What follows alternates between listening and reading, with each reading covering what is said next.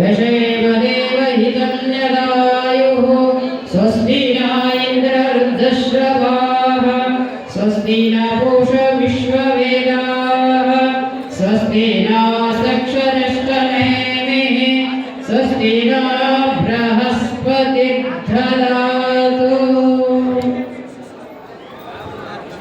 परम पूज्य ಪ್ರಾತಸ್ಮರಣೀಯ ಸದ್ಗುರುಗಳನ್ನು ಹನುಮಂದಿರದಲ್ಲಿ ಕಾಣಿಸಿಕೊಂಡು ಜಗದ್ಗುರು ಸಿದ್ಧಾರ್ಥ ಯತಿಯವರನ್ನೆರ ಜಗದ್ಗುರು ಶಿವಾನಂದ ಯತೀಶ್ವರರ ಜಗದ್ಗುರು ವೀರಭದ್ರ ಮಹಾಸ್ವಾಮಿಗಳ ವರ್ಣಿದಾವರೆಗಳಲ್ಲಿ ಜಗದ್ಗುರು ಮಳಿರಾಜೇಂದ್ರ ಮಹಾಸ್ವಾಮಿಗಳ ಚರಣಾರವಿಂದಗಳಲ್ಲಿ ಅನಂತ ಭಕ್ತಿ ನಮಸ್ಕಾರಗಳನ್ನು ಸಮರ್ಪಿಸಿ ಈ ಎಲ್ಲ ಕಾರ್ಯಕ್ರಮದ ರೂಹಾರಿಗಳು ಪೂಜ್ಯರ ಪುಣ್ಯಾರಾಧನೆ ನಿಮಿತ್ತವಾಗಿ ವೇದಾಂತ ಪರಿಷತ್ ಜೊತೆಗೆ ಸಾಮೂಹಿಕ ವಿವಾಹ ಕಾರ್ಯಕ್ರಮವನ್ನು ಆಯೋಜಿಸಿಕೊಂಡಂತ ಪರಮ ಪೂಜ್ಯ ಶ್ರೀ ಬ್ರಹ್ಮನಿಷ್ಠ ಹಗುರ ಹೃದಯದ ಮಹಾನುಭಾವರಾದ ಜಗನ್ನಾಥಪ್ಪಗಳವರು ನಡೆದ ಅವರಿಗೆ ಅನಂತ ಭಕ್ತಿ ನಮಸ್ಕಾರಗಳನ್ನು ಸಮರ್ಪಿಸಿ ಕಾರ್ಯಕ್ರಮದಲ್ಲಿ ಸಮ್ಮಿಲಿತರಾದ ಸಮಸ್ತ ಮಹಾಪೂಜ್ಯರಲ್ಲಿ ಸನ್ಮಾನ್ಯ ಶಾಸಕರಲ್ಲಿ ಎಲ್ಲ ರಾಜಕೀಯ ಗುರುಗಳಲ್ಲಿ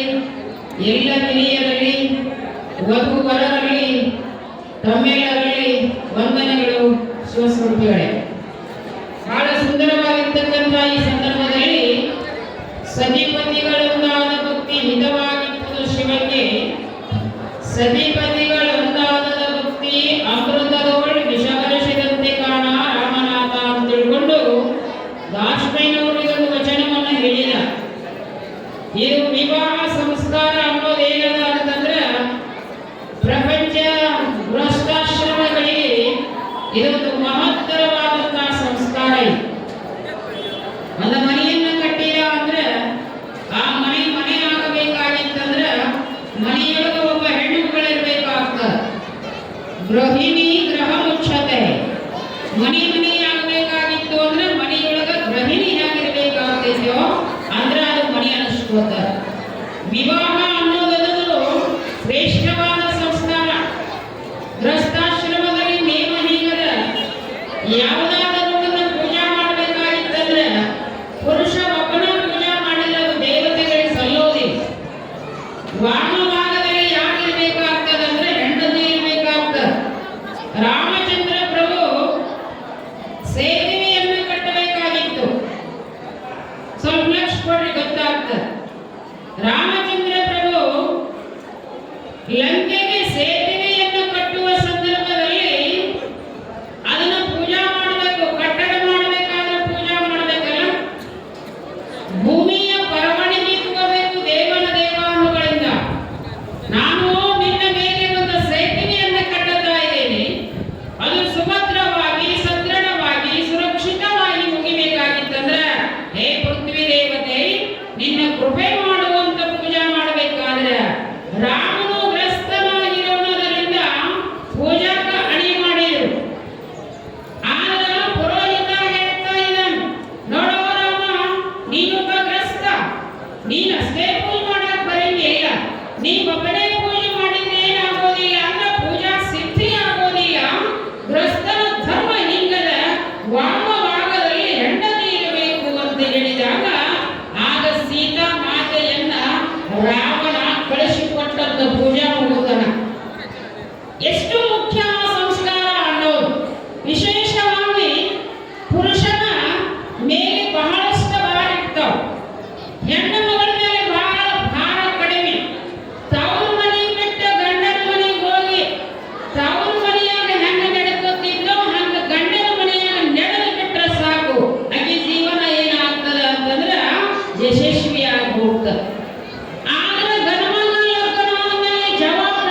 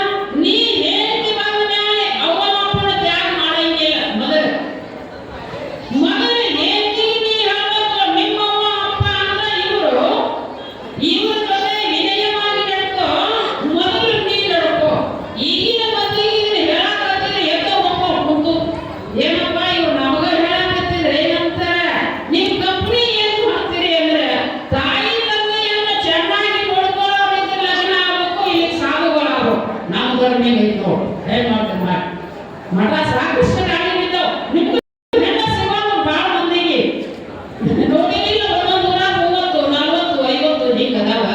ಅರ್ಥ ಏನು ಅಂತ ಕೇಳಿದ್ರ ಎಲ್ಲರ ಋಣ ತೀರಿಸೋದು ಯಾರ ಭಾರ ಅಂತಂದ್ರೆ ಪುರುಷನ ಭಾರ ಅದ.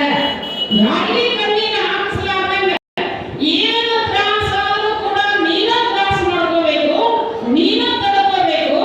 ಲಗ್ನ ಆಗಿ ಅಂದ್ರೆ ಹೆಂಡತಿ ಮಾನ ಪ್ರಾಣವನ್ನ ಕಾಪಾಡ್ಕೋಬೇಕು. ಜನ್ಮ ಕೊಟ್ಟಾಗಂದ್ರೆ ಅವರ ಸಂರಕ್ಷಣೆ ಮಾಡಬೇಕು. ಆಜು ಬಾಜು ಅವ್ರು ನಿನ್ನ ಎತ್ತಿ ಆಡ್ಸ್ಯಾರಂದ್ರೆ ಅವರ ಸಂತೋಷವಾಗಿಡಬೇಕು.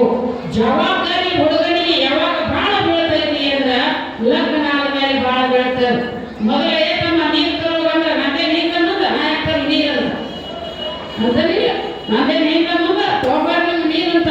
ಲಗ್ನ ಆದ್ಮೇಲೆ ರೇ ನೀರ ಅಂದ್ರೆ ಹೋಗಿ ಕೊಡೋದು ಅಂತ ನಾಟ ಮಾಡೋದು. ನೀ ಇನ್ನು ಮೇಲೆ ಜವಾಬ್ದಾರಿ ಇದ್ದ ಪುರುಷ, ಇನ್ನು ಮೇಲೆ ಭಾರ ಬಾಳ ನಿನಗ, ಇನ್ನು ಮೇಲೆ ಪರೀಕ್ಷೆ ಬಾಳ ನಿನಗ.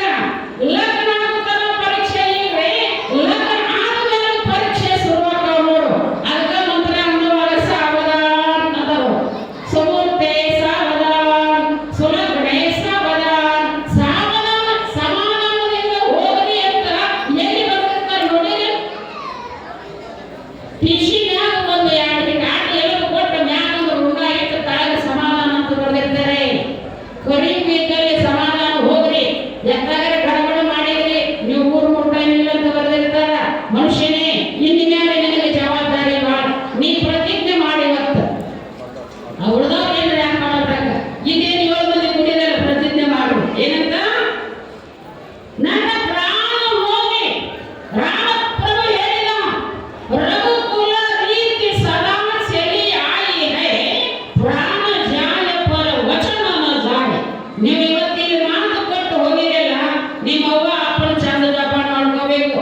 ನೀನು ಹೇಳ್ತಾರ ಹಿಂಗ ಅಂದಿರ್ಬೇಕು, ತವ್ರ ಮನೆಗೆ ಹೋಗಾಗ ಒಳ್ಳಿರ್ತಿರ್ಬೇಕು ನೋಡು. ಹಂಗೆ ಇಟ್ಕೊಳಕಾಗ್ತೈತೆ ಚಪ್ಪಲಿ ಹಾಕ್ತಿರ್ಲಿ ಅವರು ಒಬ್ರು ಹಾಕಿಲ್ಲ, ನಿಮ್ಮ ಅಪ್ಪ ಹಾಕ್ತಿದ್ರು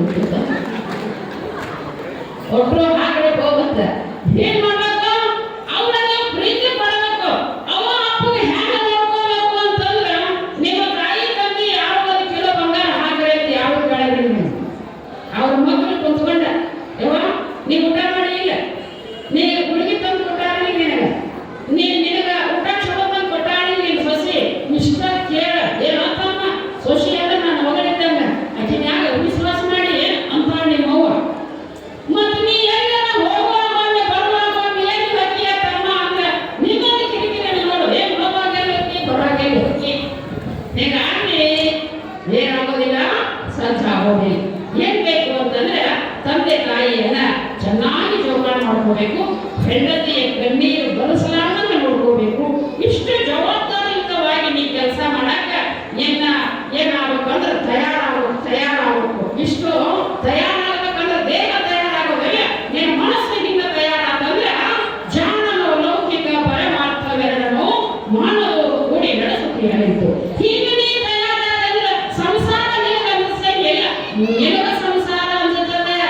ಸಂತ ಹೇಳಂಗಿಲ್ಲ, ಧನ್ಯತೆ ಸಂಸಾರಿ ದಯಾವಂತ ಜೇ ಅಂತರಿ ತ್ಯಾಜಿ ಉಪಕಾರ ಸಾಟಿ ಹರಿಯಾಳೆ ಜೇ ಮೈ ಗುಡ್ಡಿ. ಸಂತರು ಮಾತಾಡ್ತಾರೆ. ಯಾರಲ್ಲಿ ಬ್ಯಾಲೆನ್ಸ್ ಮಾಡುತ್ತಾನೋ ಅವನಲ್ಲ, ಯಾರಲ್ಲಿ ತಾಳ್ಮೆ ಗುಣ ಬರ್ತೈತಲ್ಲ ಅವನು ಏನು ಅಂತ ಕೇಳಿದ್ರೆ ಧನ್ಯತೆ ಸಂಸಾರಿ. ಇಂಥ ಸಂಸಾರಿ ಧನ್ಯಪ್ಪ.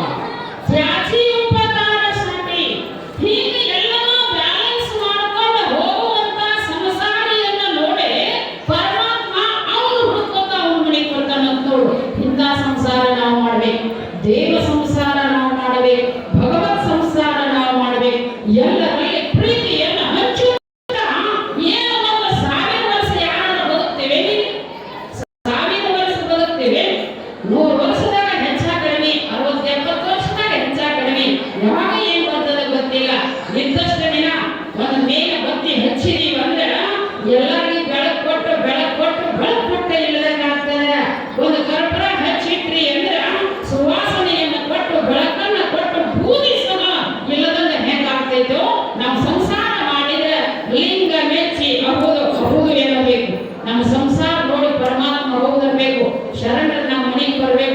ಮಹಾತ್ಮರು ಬಂದು ಆಶೀರ್ವಾದ ಮಾಡಬೇಕು. ಮನೆಯೊಳಗ ದಾಸೋಹ ನಡಿಬೇಕು. ಮನೆಯೊಳಗ ಪ್ರೀತಿ ತುಂಬಿ ತುಳುಕ್ತಾ ಇರಬೇಕು. ಅಂತ ಸಂಸಾರಿಗಳು ನೀವೆಲ್ಲರೂ ಆಗಲಿ ಅಂತ ಹೇಳಿ ಆ ಜಗದ್ಗುರು ವೀರಭದ್ರ ಸ್ವಾಮಿಗಳು, ಜಗದ್ಗುರು ಜಗನ್ನಾಥಪ್ಪ ಅವರು ನಿಮ್ಮ ಹೃದಯಕ್ಕ ತಿತಿಕ್ಷಾ ಮನೋಭಾವನೆಯನ್ನು ತಂದು ಕೊಡಲಿ ಅಂತ ಎಲ್ಲ ವಧುವರರಲ್ಲಿ ಹೇಳಿಕೊಳ್ಳುತ್ತಾ, ಎಲ್ಲರೂ ಅಗ್ನಿಕಾಲ ಹಾಕಿ ಬಂದಿರ ಚಲೋ ತಂಗ ಸಂಕಲ್ಪ ಮಾಡಿ ಅಗ್ನಿಕಾಲ ಹೋಗಿರಿ. ನಿಮ್ಮ ಸಂಸಾರ ಭವ್ಯವಾಗಲಿ, ನಿಮ್ಮ ಮನೆ ಕೀರ್ತಿವಂತರಾಗಲಿ, ನಿಮ್ಮ ನಿಮ್ಮ ಕೀರ್ತಿ ಮುಗಲೆತ್ತರ ಬೆಳೀಲಿ ಅಂತ ತಿಳ್ಕೊಂಡು ಕೈಯಾಗ ಅಗ್ನಿಕಾಲ ಹಿಡ್ಕೊಂಡು ಓಂ ನಮಃ ಶಿವಾಯ ಎಂದು ಅವ್ರ ತೆಗಿನ ಅಗ್ನಿಕಾಲ ಹಾಕ್ರಿ. ಯಾರ